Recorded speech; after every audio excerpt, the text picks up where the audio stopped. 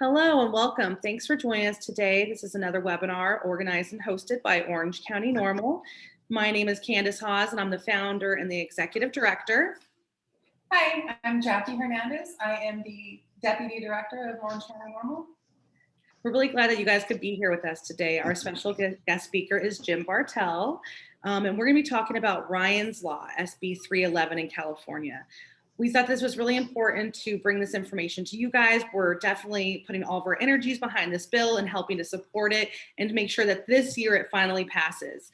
We'll have Jim talk to us just in a couple minutes and tell us the story of, how he came to write this bill and to be the driving force behind it, and then what the steps are that he's taken to make this bill get as far as it has, because it's actually very, very remarkable what's happened. And then what we can do to help this bill pass in the future. So again, Ryan's Law, just to kind of give you a summary of it, is a bill that would allow terminally ill patients to have access to medical cannabis under certain restrictions in hospital settings during their last days of life. This bill passed previously 2 years ago in the California Senate. Unanimously, we had bipartisan support, and we were pretty sure that it was going to be signed by the governor. We're all very surprised to see when he actually vetoed this bill with concerns, which we'll get into a little bit later. But again, we wanted to educate everybody on what's going on in California right now, how you can get involved. And then Jim is going to actually work in all the other medical cannabis states to get something passed similar to this as well. So if you're watching from another state across the country, this will be very useful to you as well. And I would hope that you would reach out to Jim afterwards and you guys can start your efforts there. If you guys have any questions for us, put them into the Q&A box or the chat. We'll monitor them both. And then as we kind of go through the information, we'll address your questions as well. So once again, just thank you for being with us, everybody. And thank you, Jim, for being with us today. Thank you, Candace. Appreciate it. Yeah. So can you tell us about your son, Ryan, and what prompted you to write this bill for him? Yes, back in 2018, he was diagnosed with stage 4 pancreatic cancer. He lived 7 weeks from the date of diagnosis. And the first hospital he was in had him on morphine and then added fentanyl because morphine wasn't strong enough. And which pretty much put him to sleep all the time. Hang on, Kinsley, shut the door. So, my granddaughter, sorry. He asked me if I could get him off the fentanyl because he didn't want to spend his last few weeks sleeping. So I promised him I would. I worked with the hospital to try to get them to allow cannabis as a replacement for the fentanyl. They turned it down. And so we found another hospital that would allow it. Transferred him, gave him his first dosage one evening, showing the nurses how to administer it. Because he couldn't swallow anything at that point, and it had to be administered through a tincture spray under the tongue. He woke up the next morning, wide awake, talking, pain-free, texting his friends, starting to have visitors, a complete change of his quality of life. So for 4.5 weeks, he was on fentanyl. For the last 2.5 weeks, he was on the cannabis, and it was an amazing turnaround in terms of his quality of life for the last 2.5 weeks. So after he died on April 21st, 2018, I did about 3 months of research, all 50 states, to find out what states were doing to regulate the use of cannabis in hospitals. There was nothing anywhere. So I contacted the Mayo Clinic in Minnesota to get their assistance with writing the bill myself. I wrote the bill, it took me about 3 weeks, incorporated a lot of their protocols and policies and procedures into the bill. But the essence of the bill was that it requires that all hospitals in California allow terminally ill patients to use cannabis for treatment and or pain relief. So I approached Senator Ben Wasa, who's a longtime friend, about authoring the bill in the legislature. He agreed to do it. It was in 2019, it was SB311. I went up every week to brief all 120 legislators. After several weeks, we got through everybody. I went up and testified at all the hearings. The end result was that we got it through both the Assembly and the Senate unanimously, bipartisan support. I thought it was a slam dunk that the governor would sign it because of that, because it's very rare that that kind of a bill would get bipartisan unanimous support. But he vetoed it because he was lobbied by the California Hospital Association and the Director of Public Health in California. They had claimed that they would lose Medicare and Medicaid funding if they were to allow it, which is not true. So, but that was our argument. They convinced the governor that he should veto it because of that. We were going to reintroduce it in 2020, then COVID hit, and then we pulled the bill. We reintroduced it again this year as SB311 in February. It went to the Senate Health Committee on March 5th. I testified along with Heather Sobel, who's the founder and head of the Cannabis Nurses Network. And so the two of us testified. The California Hospital Association testified against it, and it passed 11-0 in the Senate Health Committee. 2 weeks later, it went to this full Senate floor, and it passed 36-0. Early April, it went to the Assembly Health Committee. I didn't testify this time. I sent a letter in, but you're allowed 2 witnesses per side. And so I had 2 doctors, Dr. Bedard and Dr. Lyman, who are well-known physicians. Dr. Bedard is involved with the California Medical Association Board of Directors, and Dr. Lyman is on the American Medical Association in Washington, D.C. So very credible, well-spoken, experienced doctors. They testified at the Assembly Health Committee, and it passed there 15-0. And now it's headed to the full assembly for a vote, probably the next couple of weeks. Once it passes that, I'm very confident it will be unanimous again. It'll go to the governor. So this year, unlike previous attempts, we are focusing totally on the governor this time. We know that's the end game. You need to convince him that the concerns of the Hospital Association and the Department of Public Health aren't valid. So to help with that, I contacted CMS, which oversees Medicare and Medicaid funding in DC, asked them if they could weigh in on whether or not cite hospitals for using it. They wrote back 2 weeks later saying, no, they have no regulations in CMS that prohibit hospitals from using cannabis for medical care. And they have no regulations that would result in them losing funding, Medicare or Medicaid funding. So we provided that memo to all 120 legislators. We provided it to the governor's staff. I sent a copy to the California Hospital Association and the Director of Public Health, and they're reviewing it. But the bottom line is there are no regulations from CMS, so it's a moot argument. Yeah. So that's the strength of our lobbying now with the governor, is that we have the answer to his concerns. Yeah, exactly. It's so sad if you think about all of the families and all the patients that have suffered between these 2 years, and there really wasn't any evidence behind their argument, No. But that's why I know that since you've gotten these answers since then, and you've done so much work in between, that I'm very confident that this will pass this year. But just like you're saying, we need everybody to put pressure on our governor this year to sign it. He is up for recall, and so more understanding and sympathetic to the people that really supported him. And I think that he understands that the industry really wants this. The population in general wants it, and the cannabis industry wants it. And so I'm also pretty confident that it's going to pass, but we still need everybody's help, signing the pre-written letters, contacting them through, phone, email, all the different ways that we can.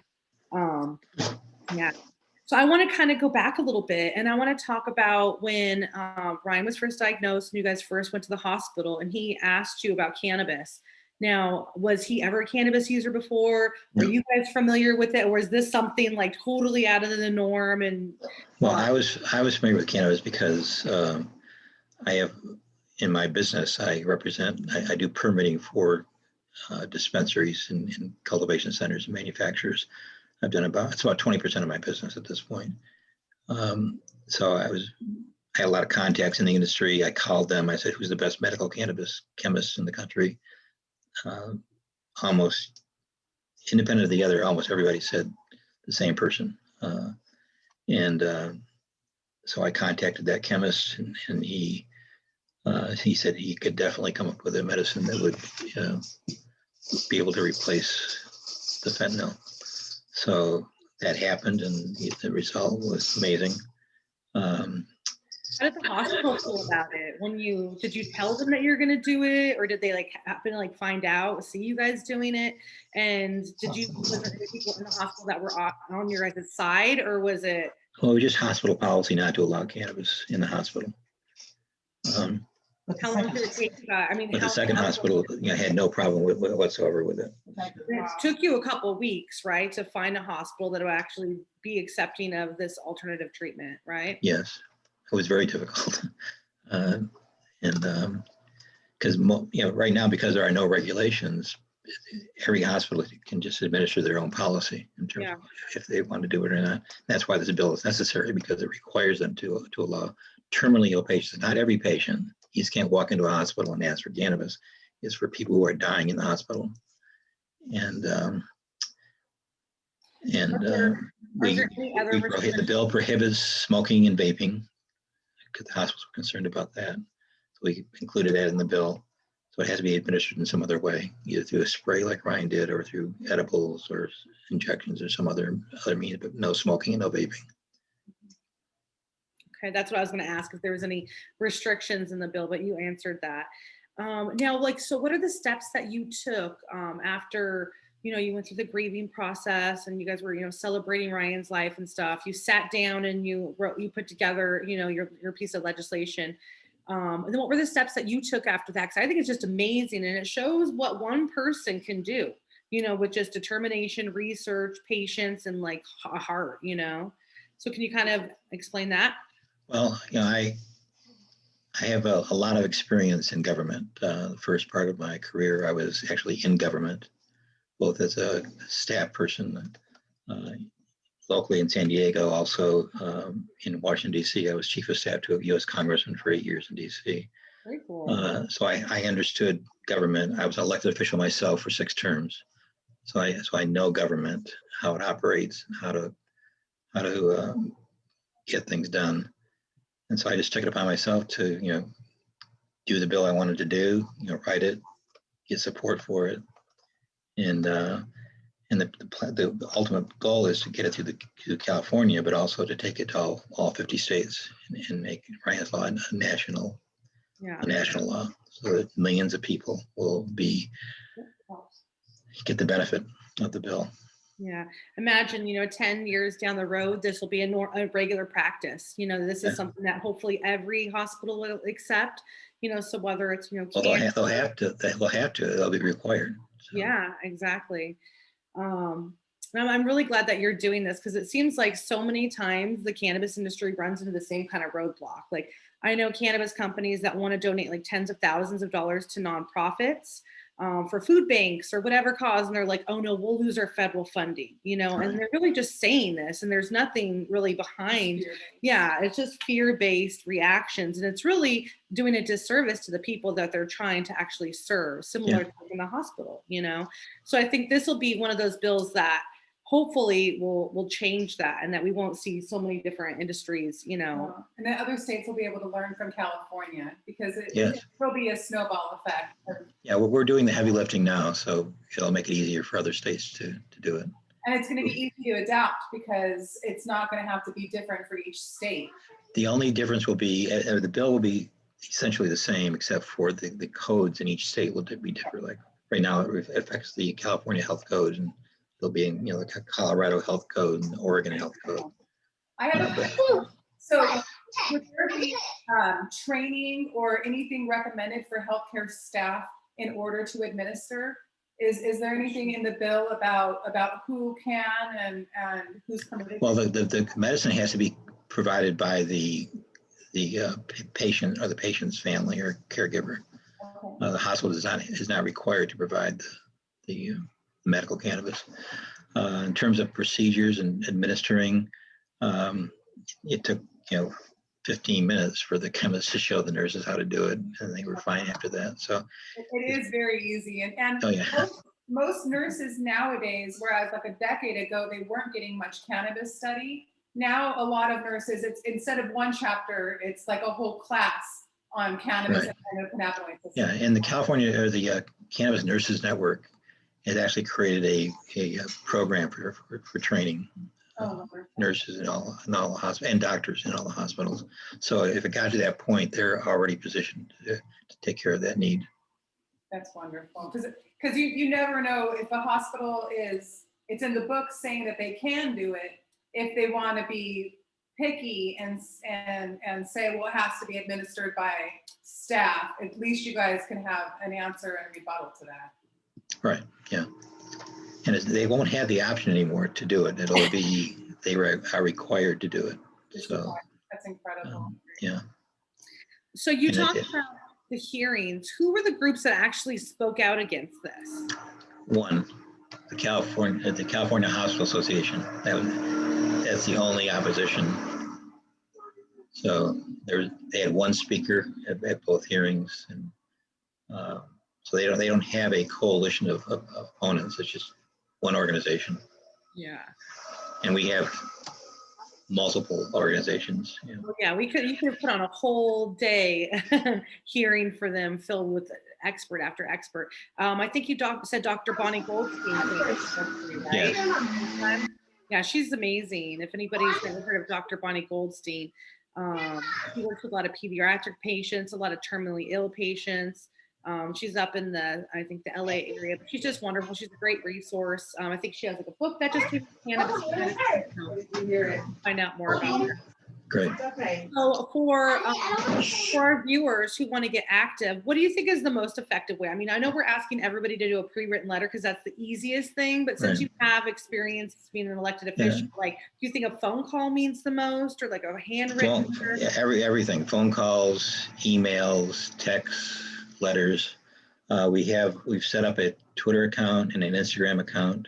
They're both the handles of both those are at Ryan's Law 2021. And then we have a change.org petition drive going on, and that's at change.org/Ryan's Law -SB311. Okay. So we're doing everything. We're not leaving anything unattended. We want him to hear that there's huge amounts of support out there from every possible source. Good. We have one of the LA Normal board of directors actually on, and she's saying that she thinks that actually staff cannot administer the cannabis, that the patient or the family has to actually administer the medicine. Not true. No, we never administered it with Ryan for 2.5 weeks. It was 4 doses a day for 2.5 weeks, and the nurses handled it every time. And then she also wanted to know what the actual language of the objection of the California Hospital Association was. So what was their concerns? Their issue is that they would lose Medicare, Medicaid reimbursement funding, which now we have in writing from CMS saying isn't true. Yeah, wow. I mean, if we even think about 5 years ago, though, it would have been like a whole list of, well, cannabis is dangerous and there's no medical benefits behind cannabis. There's no proof, no evidence. I mean, nowadays, at least they've cut out all that nonsense, and now they're just trying to rely on actuated relief. Sorry about that. No problem. No problem. Well, thank you so much, Jim. Do you have any other questions, Jackie? We did already point everybody to our Instagram. I do want to mention we have the change.org as well as the petition to sign on our easy access leaf link right on our Instagram profile. Go to our bio and you'll be able to find all of those links very easily. You also can note to the email that was sent to you on this webinar if you're a part of this live. And we also attach them to that. And then I do have one question. What is the time? Like, when did the governor sign this, and then when would the bill actually go into effect? From the time it arrives on his desk, I believe he has 30 days to sign it. If he doesn't sign it, then or veto it, then it automatically is approved. So he has 30 days to veto it. Otherwise, it's law. And it would take effect in January of the following year. So January 2022. Perfect. Nice. And we're already working with other states. So we'll be hitting the ground running once California passes it. We're talking to Oregon, Colorado, state of Washington, Nevada. I mean, there's probably a dozen states that are already contacting me to show interest in it. So it will move much faster in the other states than it has in California. Well, thank you so much for all that you're doing. You know, it really does show. It's a testament to a person's strength, you know, and that, you know, really putting yourself into good deeds and good work for other people can help you heal, you know, and it can kind of make the pain less, knowing that you're helping other people. And, you know, I really thank you for doing this, for being here with us today, for continuing to work on the other states as well, and to help, you know, potentially thousands and thousands and thousands of people. Millions of people. This is It'll be millions. It'll be millions of people. This is going to change the world, because once you tackle the United States, just imagine what can happen, right? That's right.